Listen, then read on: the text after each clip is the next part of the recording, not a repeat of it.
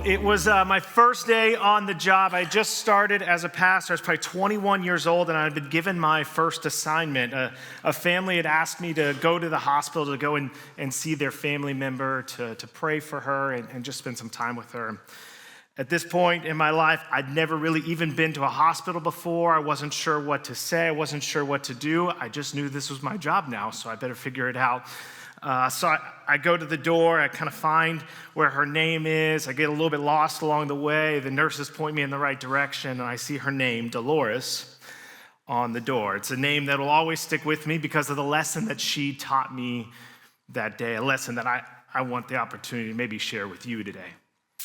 I kind of came up to the door, and before I came in, I just set my back against the door, and I just prayed a quick prayer, mostly because I was just really nervous. And I said, Jesus, help me say the right thing, amen. And that was it. It's not the best prayer in the world, mind you, but it was a prayer nonetheless.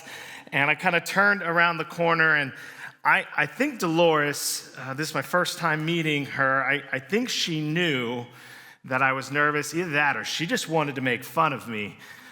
Because as soon as I walked around the corner, the first thing she ever said to me was, "What's wrong with your face?" I started to check myself, what is wrong with my face? And I realized I had my sunglasses on my forehead, and so I pulled them off. I said, oh, it's just my sunglasses. And she said, why are you wearing them inside?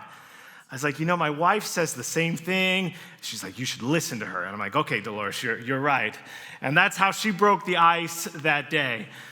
So I started to look as I kind of surveyed the room, and Dolores is sitting there in her hospital bed, and she's got wires attached to her. With every breath she took, you could tell it was a little bit labored. And with every breath, there's just a beeping behind the scenes. And I sat down and started to have a conversation with Dolores. And as we sat there, we both kind of knew the same thing in the back of our minds.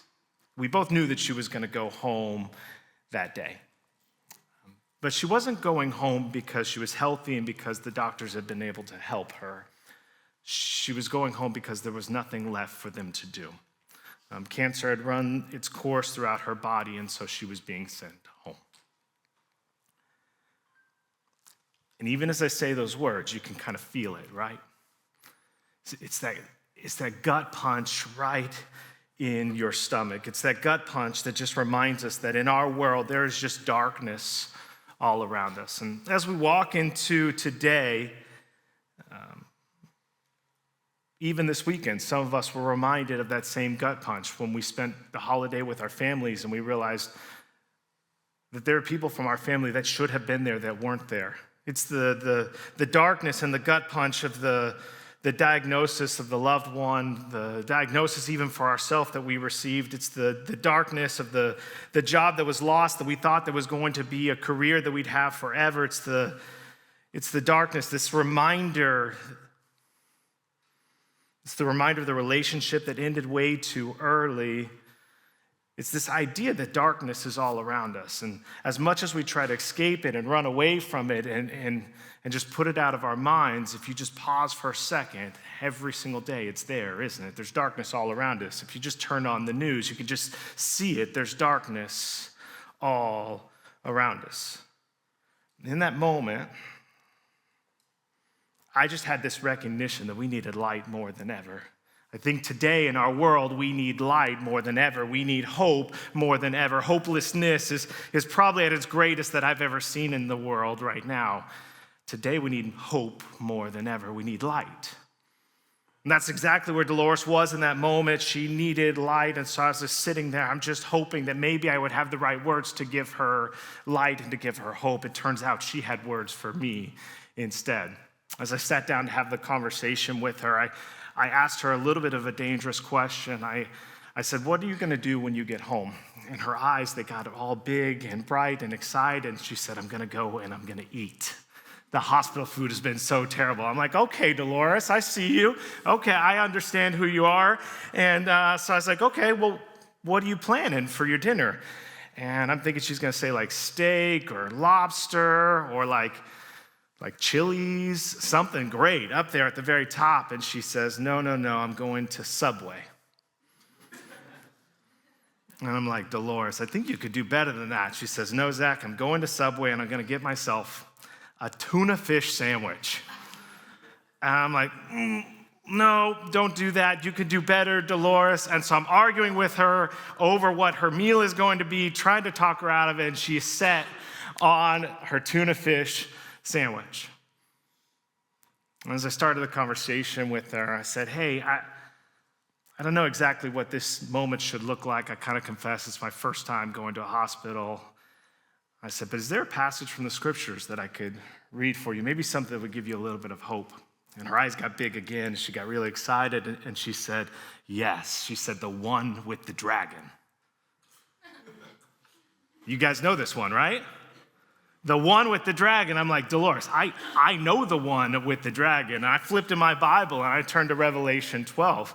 And if you haven't read Revelation 12, it's this fascinating story that seems out of the middle of nowhere, where there's this giant red dragon, like Game of Thrones style. And it's this giant red dragon that's kind of knocking stars out of the sky. And it's so powerful. And it's chasing after this woman who's clothed in, can you guess it? Light. She's clothed in a hope for the world. And the dragon is trying to chase after this woman, but it turns out the woman is pregnant. And she's pregnant with a child of hope. And so this is the passage from Revelation 12 that I read to Dolores. It's Revelation 12:5. It says that this pregnant woman gave birth to a son.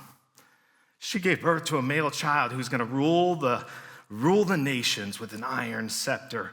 A son who was clothed in a light and clothed in hope. And I leaned into Dolores and I said, "Do you know who this son is?" I don't know if she actually knew the answer, but she just said, "Jesus." I think she was just going back to her Sunday school days and trying to get the answer right. It turned out, though, she was right. How many of you guys in your nativity scenes, like next to the wise men and Mary and Joseph, have a dragon? You guys should be better Christians, because what Revelation 12 is showing is it's the nativity story. It's the story of Christmas. And it's saying that behind the scenes, in that stable, alongside the wise men and the shepherds and Jesus, there's also a dragon lurking behind the scenes. And what Revelation 12 is doing is peeling back the curtains. It's saying in the hopelessness of our world, in the darkness of our world, that there is this cosmic battle going on between light and darkness, between hope and hopelessness, between good and evil, and that God sent into the world through a pregnant woman this child clothed in light to bring hope. But there's this enemy out there, this enemy that is named Satan, that's trying to snuff out this light before it could ever reach us. And if you remember the very beginning of the story for Jesus' life, you actually have the kings of the world that are jealous that this new child is coming into the world. And so they actually try to kill him before he ever steps foot on this earth.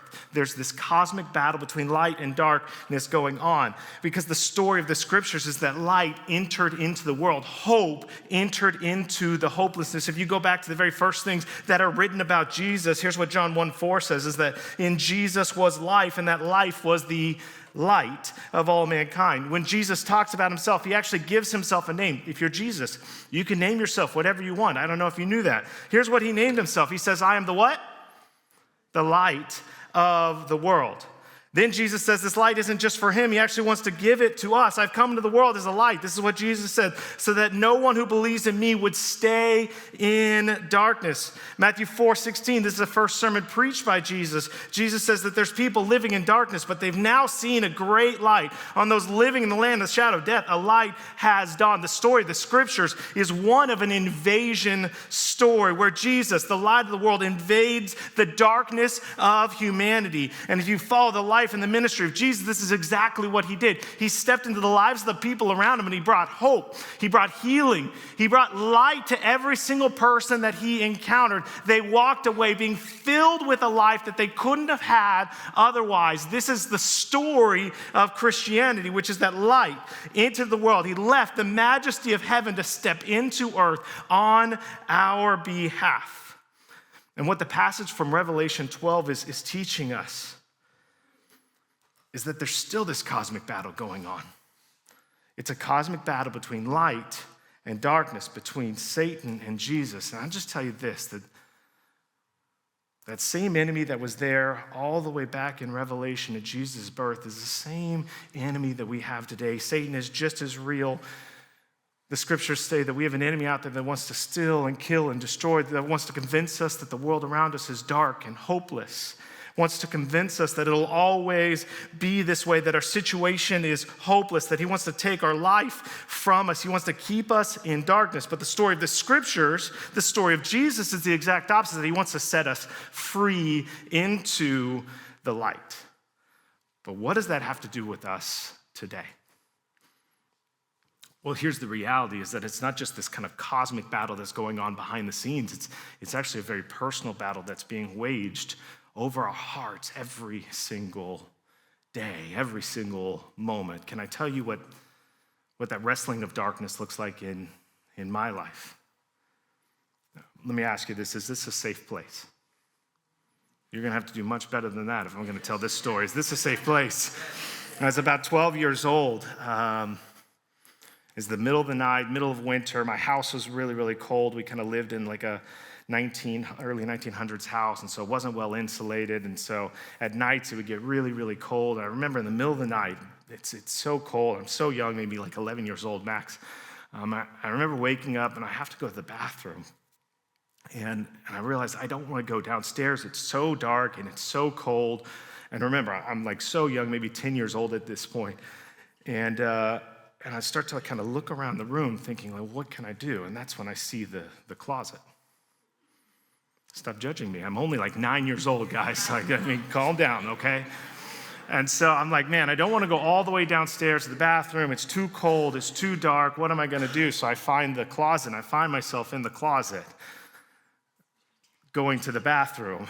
So young, guys, maybe 8 years old max. I mean, just so young. And I'm going to the bathroom, and like, this is what's happening, and it's kind of this weird thing, and that's when like this voice in the darkness calls out to me. And it said my name. It said, Zach. And that's when I realized that my whole life, I had shared a bedroom with my little brother, and he's woken up in the middle of the night trying to figure out what this noise is coming from the closet, and I realized that my 6-year-old self just got caught. And now I'm sitting in the closet, like, trying to figure out what's going to happen next. So I quietly sneak my way back into the bed, underneath the covers, and tuck myself back into bed. And now the question is my brother going to snitch or not? Is he going to tell on me or not? Because he's going to get a beating one way or the other. And so I'm not sleeping for the rest of the night. The morning kind of rolls around, and that's when I heard it. It was 3 words, the words Zachary, Willison, Taylor, and they're words being yelled from downstairs from my mother, the middle names included, so you know I'm in big trouble, right? So my mom's screaming my name from downstairs, Zachary, Willison, Taylor, and I'm like so frightened. My 5-year-old self doesn't know what to do with himself. And I've got 2 options at this point. I can go downstairs and kind of take my punishment and then later beat up my brother for snitching on me, or I can go into hiding. What do you think I chose? I mean, I'm so young in this story. I definitely chose hiding. And so I'm looking around the room, and I'm like trying to figure out where am I going to hide. And if you had to figure out where I could hide, there's only one place in the room. So where do you think I chose? Zachary Willison Taylor, and I find myself sneaking deeper into the closet as my mom calls out my name. Zachary Willison Taylor. I'm getting younger in the story. Every step back I take. Zachary Willison Taylor. I find myself sitting in my own mess, 4 years old at this point now, with my mom yelling at me to come out of the darkness. Zachary Willison Taylor. And we laugh because, 3-year-old me peeing in the closet, it's so funny. But I think if we're honest with ourselves, I think this is exactly what we do with Jesus. This is exactly what we do with Jesus. He's sitting here, and he's calling every single one of us by name. Zachary Willison Taylor. He's calling you by name, and he's saying, come out of the darkness. Come out of your mess. Come out of your mistakes. Come out of the brokenness. Come out of your hopelessness. Come into the light. I am the light of the world. I have the hope that you need. I have the healing that you need. I can change your story forever. He's calling you by name, one by one, calling you out of the darkness. But here's what the scriptures say. This is the verdict. The light's come into the world, but we, people, love the darkness instead. We, instead of light, choose the darkness because our deeds are evil. And what the scriptures are saying, what John is saying is though we have access to the light of the world, we end up choosing darkness over and over again. And I don't know what your darkness is. Maybe it's the guilt and the shame that you carry with you for the line that you said that you would never cross, but then you found yourself on the other side of it, and you're just walking through life carrying the guilt of what you have done or what's been done to you. And what Jesus is saying to you today is let go of those things, come into the light because they no longer define you. Maybe it's the loneliness that you carry, this worry and this fear that you're going to walk through life by yourself. And what Jesus is saying is, he's saying, come out of that darkness, come into the light. I am with you and will always be with you. Maybe it's these lies that were spoken over you as a child, lies that you've now come to believe, that you even speak over yourself. And what the Lord of truth, what the Lord of light is saying, he's saying those are not true. What was said about you is not true. Step out of the darkness and into the light because I'll tell you who you are. And here's what Jesus says you are. He says that you are a child of the light, that you're a child of the day. You don't belong to the night. You don't belong to the darkness. See, here's what happens. Here's what happens, is that wherever the light hits, the darkness cannot stand. So here's what I'll ask you to do, is to step into the light. Because in the name of Jesus, that shame and that guilt, it no longer has power over you. In the name of Jesus, that guilt has no place in your life. In the name of Jesus, the addiction, whether it's a bottle or a screen, Jesus can break those chains. Whether it's the lies that you believed, you can be set free from them. Whether it's the anxiety and depression, the fear, the mental health things that you're carrying around with you. Jesus is saying, I am the light of the world. Lean into me because I can bring you freedom. Where the light touches, darkness flees. He's telling you, come out of the pit, come out of your mess, come out of that closet, and he's calling you by name because that's not who you are. There are some things, though, in life, and there are some times in life that even though we know Jesus is the light of the world, it seems like the world is so dark around us that we can't see it or we can't believe it. Maybe it's the times when the job prospect ends or the pregnancy test is negative again, the divorce papers are served, the diagnosis hits. What do we do in those moments when it just feels completely out of our control, when the darkness just seems to be ever present in our face? What do we do in those moments when the limits of our hope are just tested and when darkness is all around us? What do we do then? What do we do when we're in a moment like Dolores was in? As I sat there with her, I tried to convince her one more time to change her Subway order at the very least. Like turkey with American cheese, maybe. But she was set on tuna fish sandwich. As I sat there, though,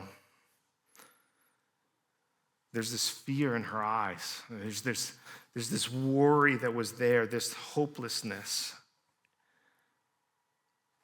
And to be honest with you, I didn't know what to say. And sometimes when you're in a moment like that, you say, can I read you another scripture? And so that's what I said. I said, hey, can I read you another moment from the scriptures? I'm going to start to talk to her about the Psalms. I don't know if you know this. We're in this series all summer long as we're walking through the Psalms. And we're walking through all of these moments where there were these songs that were written by the people of God, most of them written 3,000 years ago by a man named David. And David wrote these psalms in moments where he was much like Dolores was in, where it seemed hopeless, where he was facing death. It was knocking at his doorstep and he wasn't sure what to do. And in those moments, what he would do is he would write these songs. And for the last 3,000 years, they've been these songs that the church has sung in their hopeless moments and in their worshipful moments. Some of the songs we sang today were actually pulled from the Psalms themselves, Psalms that were written by David. But when he originally wrote them, they didn't have these kind of chapters and verses. So we might say, hey, turn to Psalm 22, verse 1. In the time of David, he didn't have those kind of monikers there. And so the people would know what song they were singing in worship by the first line of the song. And so the worship leader would kind of stand up on stage and he would say the first line of the song or the first line of the psalm, and then everyone would know what they were singing just by kind of the title. I think we actually know how this works. I'll prove it to you a little bit. See if you can follow along with me. Twinkle, twinkle, little star, how I... Oh my goodness, you guys are brilliant. You get it. Okay, you hear the first line of the song, and then what happens inside of you if you don't keep singing? You're like, oh, I gotta finish that song. There's just this urge inside of us. How about this one? This little light of mine. You're beautiful singers. I love it. See, we get it. You go and you keep singing the song. How many of you guys have ever sung the first line of a song and then they're just like, end it? No one. If you hear the first line of a song, you keep singing it. So when we encounter the Psalms, we sing the first line and then we keep singing the song. We keep singing the psalm. I'll give you one more for the real Christians in the room. How about this one? In West Philadelphia, born and raised. It's the 90s kids in the room are carrying us today. Thank you for that. Can we talk about how great the 90s were? Like, that's just a good, wholesome time, the best time. 96 to 2001, no better time in history. When you come to the first part of the song, you keep singing. You never stop. And so as I sat there with Dolores, I just reminded her about the Psalms. I said, hey, no matter how hopeless the situation feels, no matter how hopeless the psalm sounds, I just leaned in. I said, keep singing it. Keep singing the song, keep reading the psalm. And then I turned to Psalm 22, which is my favorite psalm. And here's the first words that I read. And these are the words I read to Dolores. And here's what David writes 3,000 years ago. He said, my God, why have you forsaken me? And that was about as far as I could get, because as soon as I said those words, as soon as I read them out, I looked at Dolores and there's just tears coming down her eyes. And we both knew it. This is the darkest moment of her life.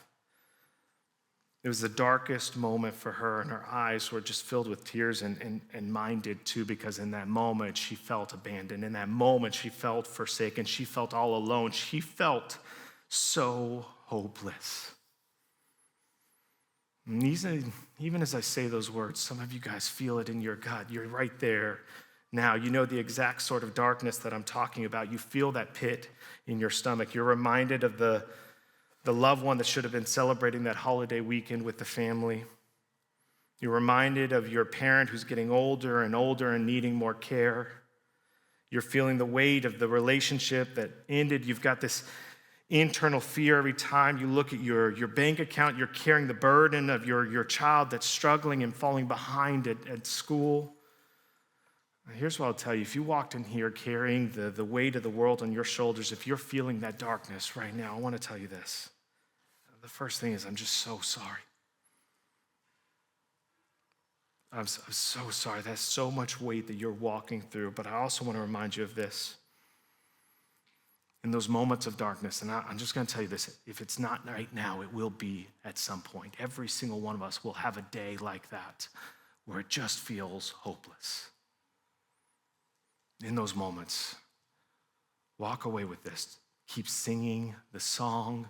Keep reading the psalm. Don't give up. When we feel hopeless, when the world's at its darkness, it's easy to stop in the first verse. It's easy to stop singing and give up. But keep reading and keep singing, because no matter your circumstances, keep worshiping, because it's not the end of the story. That's what I told Dolores that day. I said, don't give up. Let's keep reading. Let's keep singing. And if you keep reading, here's what you'll read from David in Psalm 22:1. It starts, my God, why have you forsaken me? And then he goes on to say, God, why are you so far from saving me, so far from my cries of anguish? He's telling God, man, I feel like I am all alone. He jumps to verse 15. He says, my mouth, it's dried up like a potsherd. My tongue sticks to the roof of my mouth. He writes, a pack of villains encircles me. They pierce my hands. They pierce my feet. All my bones, they're on display. People are staring at me and gloating over me. They divide my clothes amongst themselves and cast lots for my garments.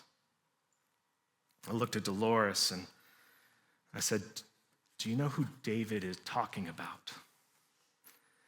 And she mouthed the words, the same words she said earlier. She said, Jesus. And again, I don't know if she knew that was the right answer, but it was the right answer. Because David is writing about his own circumstances, but he's also writing about what Jesus is going to eventually endure on the cross 1,000 years later. I don't know if some of those things sounded familiar, but remember, Satan is in this cosmic battle to snuff out the light, and he missed out on that opportunity when Jesus was 1 year old, when he was just a baby. And so he came back when Jesus is 33 years old, and he convinces mankind to put Jesus, the light of the world, to death on a cross. And while Jesus is hanging on a cross, he cries out, and his tongue sticks to his mouth so much so that he asks for water hanging from the cross. Soldiers encircle him as he's hung pierced on his hands and feet on a tree, hung naked, and underneath him they cast lots for his clothes. And so what Psalm 22 is doing is this idea that it brings us comfort.